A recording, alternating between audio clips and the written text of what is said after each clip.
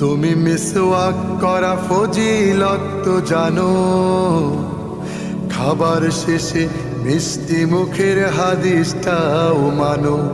শুধু হক কথাটা উচ্চ স্বরে বলতে পারো না, অন্যায় দেখে বারুদ হয়ে জ্বলতে পারো না। শুধু হক কথাটা উচ্চ স্বরে বলতে পারো না, অন্যায় দেখে বারুদ হয়ে জ্বলতে পারো না। কেমন মুসলমান তুমি একটু ভাবো না, কেমন তোমার ঈমান একটু বলো না। তুমি মিসওয়াক করা ফজিলত তো জানো, খাবার শেষে মিষ্টি মুখের হাদিসটাও মানো। তুমি যে কালিমা